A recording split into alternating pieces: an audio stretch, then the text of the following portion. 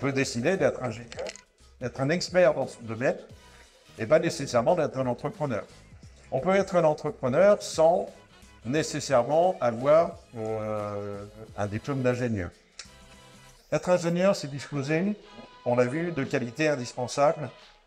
Et ces qualités, sur les 3 années que vous allez passer à Télécom Physique, eh bien, petit à petit, vous allez les acquérir. Et la première des qualités sont des compétences techniques. Vous allez consolider votre base de connaissances techniques dans votre domaine, c'est inclure des compétences qui sont mathématiques, des compétences en sciences, évidemment en conception. Là, on est à 100%, voire à 150% dans votre métier de. Il y en a un autre, la méthodologie. Et pour ma part, c'est celui que je préfère, parce que c'est vraisemblablement le plus important, c'est celui qui amène de la valeur ajoutée à la connaissance académique. Et l'ingénieur va justement amener ce côté méthodologie, process, rigueur, structuration de la pensée et de la conception. C'est ce qui est votre chance. Donc, ce qu'on attend de vous, c'est votre capacité à prendre des décisions avec votre base de connaissances techniques, votre méthodologie et votre rigueur. Personne ne vous reprochera d'avoir pris une mauvaise décision si vous avez déroulé ce principe dans la prise de décision.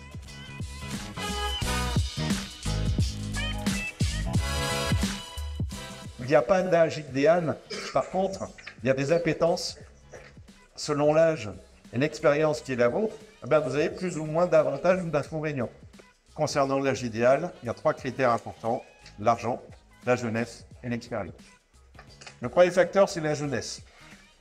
Certains entrepreneurs commencent leur parcours très jeunes.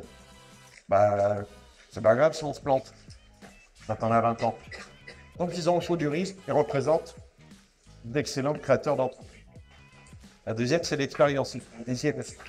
Souvent, avec un peu d'expérience, on minimise le risque de se planter parce que vous avez déjà vécu des situations similaires et puis qu'en plus, eh bien,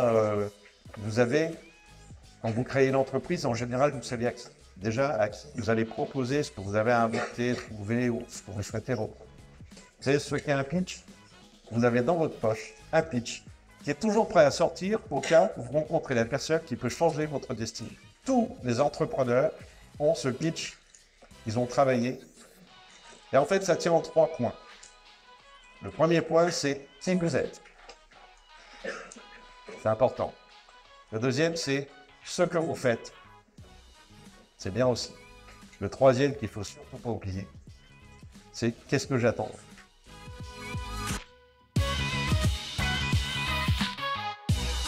Et vous avez là les 8 points qui font qu'à un moment donné, quelqu'un se dit, ben voilà, moi, je suis d'entreprendre. Je pense que on peut, quand on décide d'entreprendre, réunir les 8 points ou un seul des 8, parfois 2 ou 3.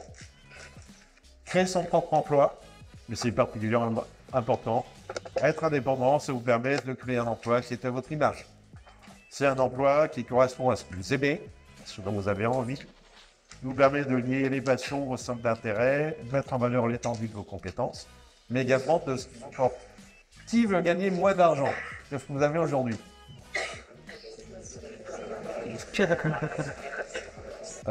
L'argent, ça n'est pas sale. L'argent, c'est le moyen de financer vos entreprises. L'argent, c'est aussi le moyen de financer vos projets. C'est aussi le moyen de rémunérer à leur juste valeur vos salariés, de les intéresser à la valeur ajoutée que vous avez créée ensemble.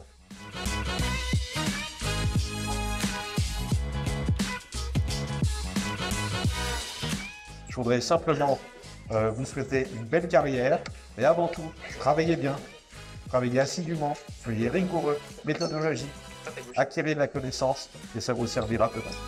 Merci.